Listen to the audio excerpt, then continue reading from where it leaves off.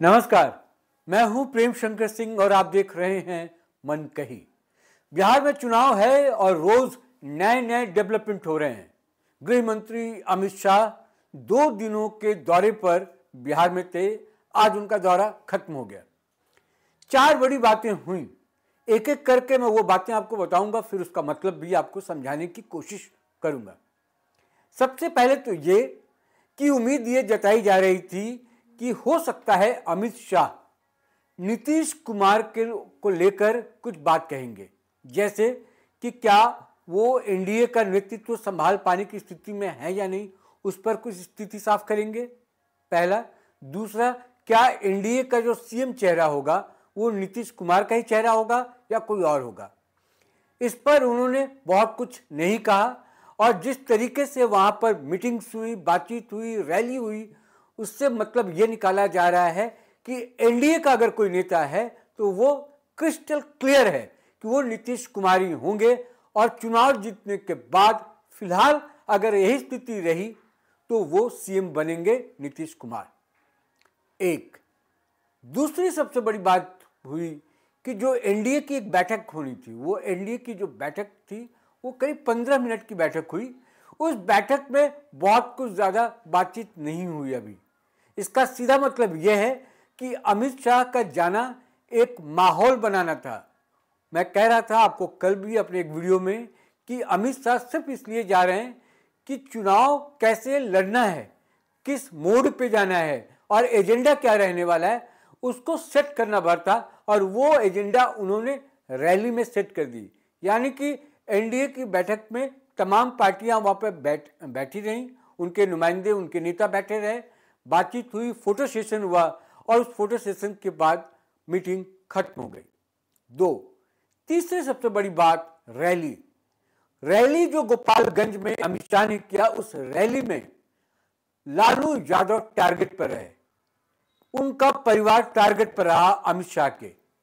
उनके पूरे भाषण के दौरान सिर्फ लालू यादव के बारे में उन्होंने हमला किया, क्या क्या बोला, किस तरीके से उनको हर मामले में लेकर आए, चाहे वो विकास की बात हो या फिर योजनाओं को लेकर। जब उनके पास मौका था तो उन्होंने बिहार के लिए कुछ नहीं किया। इन चीज़ों पर मैं बात करूंगा, लेकिन उससे पहले जो चौथी बड़ी बात है वो मैं आपको बता दूं कि जो एक रोड मैप बनना था वो रोड मैप लगभग बनकर तैयार है। इस बात का जिक्र वहां पर हुआ है। और दूसरा कि मोदी की जो उपलब्धि है, जो मोदी ने किया है देश के लिए, बिहार के लिए, या केंद्र सरकार की ओर से जो योजनाएं चलाई जा रही हैं, जो काम किए जा रहे हैं, उस एजेंडे को भी लेकर चलेंगे। साथ ही सीट बंटवारे को लेकर अभी कोई बातचीत नहीं हुई है। अंदर खाने बातचीत हो रही होगी लेकिन उसको सार्वजनिक नहीं किया गया है। अब आपको मैं सीधे लिए चलता हूं रैली में।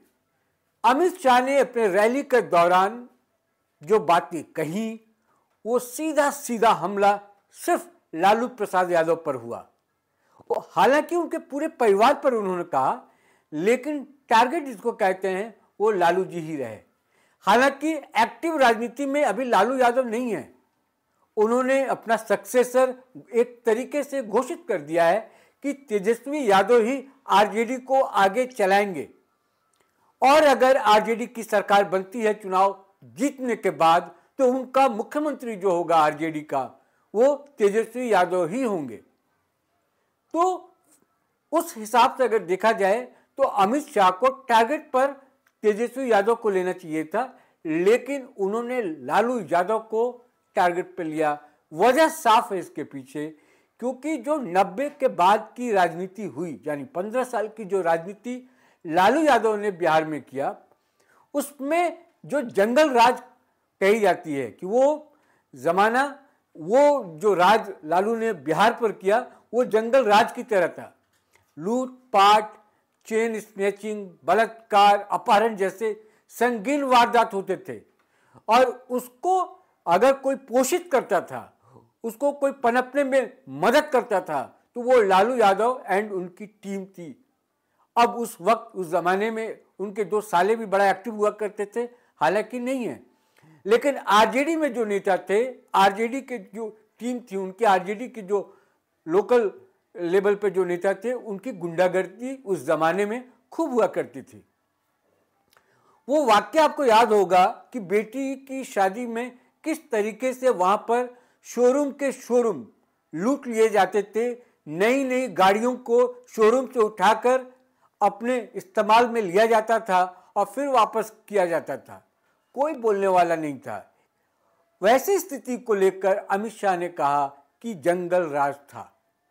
90 के पहले की भी बात उन्होंने बताई, जब कांग्रेस के जमाने में लालू यादव केंद्र में मंत्री हुआ करते थे। कई डाटा उन्होंने दिया, कई आंकड़े उन्होंने पेश किए कि बिहार के लिए लालू यादव ने सिर्फ क्राइम के और कुछ नहीं दिया। जब बिहार के लिए काम करना था तो लालू यादव ने कोई काम नहीं किया। एक एक करके उसको गिनाया, और अगर कुछ किया लालू प्रसाद यादव ने तो सिर्फ परिवार की राजनीति की, अपने परिवार को उन्होंने सेट किया। यह लाइन था अमित शाह का कि उन्होंने अपने परिवार को सेट करने के लिए राजनीति की, चाहे वो पत्नी को मुख्यमंत्री बना देना, दोनों बेटों को मंत्री बना देना, या अब सीएम बनाने की तैयारी करना, बेटियों को सांसद बनाने की कोशिश करना। एक तो राज्यसभा सांसद है, यानी कि पूरा का पूरा परिवार जो है उसको राजनीति में लेकर आना, चाहे उसमें कोई कुव्वत या योग्यता हो या ना हो। यानी कि लालू ने अपने राज में जो काम किए, गलत सही, उसको उन्होंने गिनाया और उस पर हमला किया। दूसरा हमला जो था परिवारवाद पर था। इसके अलावा जो उपलब्धियां रही नीतीश कुमार की, जो उपलब्धियां एनडीए सरकार की रही, उन उपलब्धियों को उन्होंने गिनाया। नरेंद्र मोदी केंद्र से बिहार के लिए क्या कर रहे हैं उसकी गिनती उन्होंने कराई। कैसे वो 60 करोड़ गरीबों का मदद कर रहे हैं नरेंद्र मोदी, उसके बारे में उन्होंने बताया। उन्होंने ये भी बताया कि कैसे बिहार में जो कुछ किसानों के लिए भलाई का काम जो किया जा रहा है सरकार की तरफ से, जो मखाना बोर्ड बनाया गया है, मखाना बोर्ड का उन्होंने खास तरीके से जोर दिया इस बात पर कि विशेष रूप से सरकार ने इस बारे में सोचा और उसके लिए काम किया और मखाना बोर्ड का निर्माण कराया। इसके अलावा उन्होंने एक जो बिहारियों का एक सेंटिमेंट है छठ पूजा, उस सेंटिमेंट को लेकर भी उन्होंने बातें कही।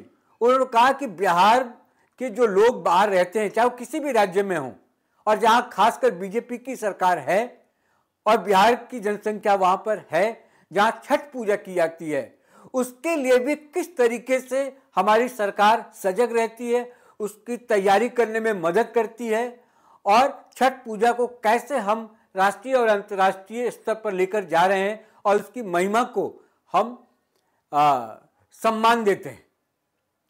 तो ये कुल मिलाकर उन्होंने बात की। अब मैं जो दूसरी बड़ी बात है, वो दूसरी बड़ी बात ये है कि सीट बंटवारे को लेकर, तो सीट बंटवारे को लेकर ये कहा जा रहा है कि अभी इतनी ही बात हुई है कि अभी 6 महीने का वक्त है, अभी हमें एजेंडा सेट करना है कि हमें किस एजेंडे पर चुनाव लड़ना है।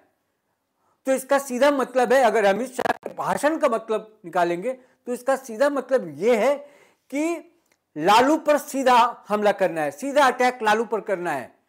तेजस्वी यादव या उनके परिवार के बाकी लोगों को उस तरीके से नहीं देखना है जिस तरीके से लालू ने जितने सालों में जो बिहार को पीछे ले जाने का काम किया, जो बिहार को बर्बाद करने का काम किया, उन चीजों को ऊपर लाके लालू पर टारगेट करना है। क्योंकि आज भी लालू के चेहरे पर ही वोट डाला जाता है। आपको याद होगा पिछले चुनावों में भी लालू प्रसाद यादव जेल से बाहर निकले थे पेरोल पे, उसके बावजूद वोट पड़े। यानी कि लालू यादव का जो दबदबा है बिहार में वो कितना है इसका अंदाजा आप लगा सकते हैं। तो जब तक कम से कम लालू जी जीवित हैं, राजनीति में सक्रिय हो या ना हो, लेकिन उनके चेहरे पर, उनके 2 लाइन के बयान पर आज भी मतदाता इधर से उधर होते हैं। और मतदाता जो वोटर, उनके कोर वोटर हैं, जो माई समीकरण की जो बात करते हैं, मुस्लिम और यादव वोट, वो आज भी उनके हिसाब से चलते हैं, उनके मुताबिक चलते हैं। तो लालू यादव का जो जलवा है वो आज भी कायम है। और तेजस्वी यादव या तेज प्रताप यादव या परिवार का उनका कोई भी साथी हो, वो उन्हीं के हिसाब से चलता है। अब लालू यादव के नहीं रहने पर स्थितियां क्या होंगी नहीं पता, तो उनको पता है कि लालू यादव को अगर घेरेंगे, उनके कारस्तानियों को अगर हम बताएंगे लोगों को, तो उसका असर होगा। दूसरी एक वजह यह भी है कि तेजस्वी यादव और तेज प्रताप यादव जब मंत्री थे तो उस समय नीतीश कुमार मुख्यमंत्री थे, तो बहुत ज़्यादा अगर उनको टारगेट आप करेंगे तो नीतीश कुमार की क्योंकि सरकार थी, तो वहाँ पर बोलने में थोड़ा असहज भी महसूस कर सकता है एनडीए, मुझे लगता है। इसलिए अमित शाह ने बहुत ज़्यादा बच्चों पर, लालू के बच्चों पर अटैक नहीं किया, और लालू ने जो किया उस पर अटैक किया। तो दो बातें तो ये हो गई सीट बंटवारे को लेकर, और दूसरा कि एजेंडा क्या रहने वाला, वो अपने रैली के माध्यम से बता दिए कि इसी को आप एक बेस मान के चलिए, और जहां जहां आप जाएं, जैसे लोगों से बात करें, जनता से बात करें, वोटरों से बात करें, तो लाइन अपना जो होगा प्रचार का, लोगों से कम्युनिकेट करने का, ये लाइन हमने ये तय कर दिया। इसके आगे पीछे देख लेंगे, माहौल के हिसाब से देख लेंगे, परिस्थितियां आगे कैसे बनती है उसके हिसाब से देख लेंगे, लेकिन फिलहाल हमको इस तरीके से अपनी शुरुआत करनी है। एजेंडा हो गया, चुनावी एजेंडा एक, दूसरा सीट बंटवारा, वो आगे तय हो जाएगा, लगभग तय है, सबको पता है क्या नहीं है, अपर हैंड है बीजेपी का, बीजेपी तय कर देगी। और आज बेसिकली जो फोटो सेशन की मैं बात कर रहा हूँ, एनडीए की जो बैठक हुई उसके बाद, वो ये बताने के लिए भी था कि हम एक हैं, हम इंटैक्ट हैं, और हमारी जो ये हमारा जो ये गठबंधन है वो चुनाव बड़ा मजबूत तरीके से लड़ेगा। दो चीज़ें। तीसरी जो मैं बात कह रहा हूँ बार बार कि एक इम्पॉर्टेंट जो ये है कि नीतीश कुमार के चेहरे को लेकर, उनके नेतृत्व को लेकर, तो इस पर से भी आज बहुत हद तक पर्दा हट गया है, बादल छट गए हैं। नीतीश कुमार आज भी एनडीए के नेता हैं, और फिलहाल अभी तक मैं बार बार इसलिए कह रहा हूं क्योंकि चुनाव का जब रिजल्ट आएगा ना, उसके बाद स्थिति क्या बनती है वो देखने वाली बात होगी।